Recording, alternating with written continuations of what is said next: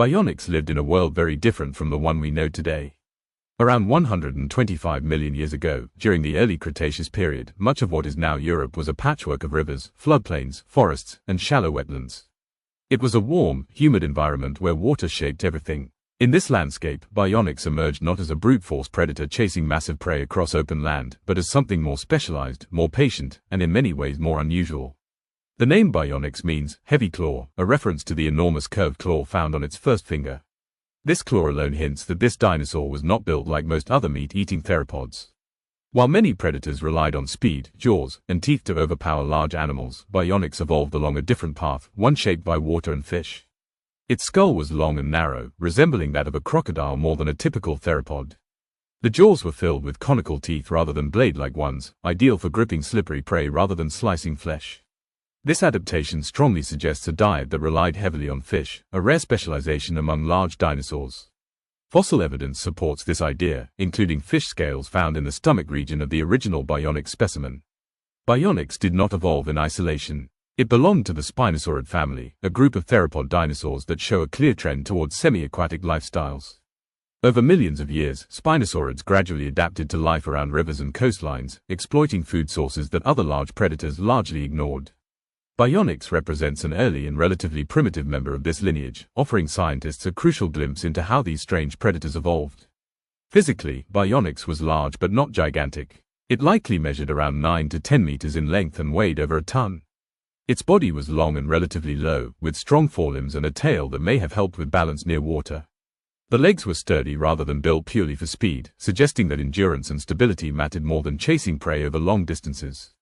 The famous heavy claw may have served multiple purposes. It could have been used to hook fish from water, tear open carcasses, or defend against rivals. Unlike later spinosaurids, Baryonyx did not possess a large sail on its back, indicating that such features evolved later in the lineage for display, thermoregulation, or species recognition.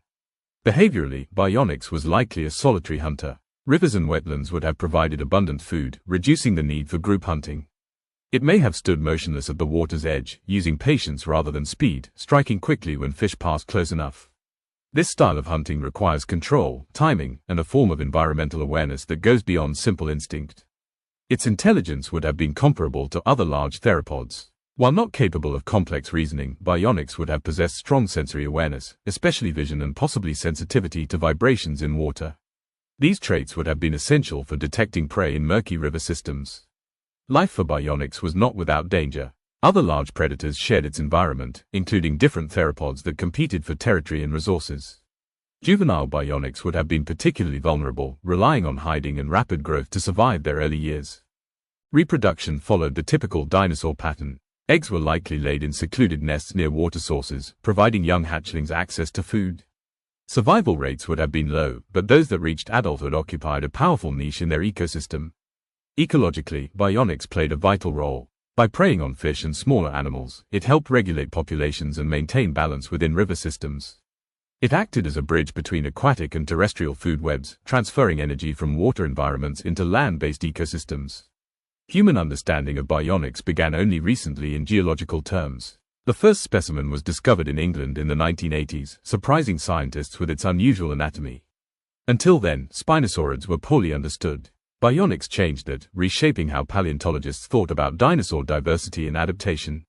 Today, Baryonyx matters because it challenges outdated ideas of dinosaurs as uniform killing machines. It shows that evolution produces specialists, that intelligence can mean patience rather than aggression, and that survival often depends on finding a niche rather than dominating all others.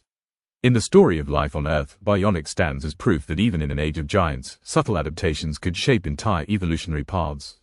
It was not the fastest, not the largest, and not the most violent predator of its time. But it was perfectly suited to its world, and that, in nature, is what truly defines success.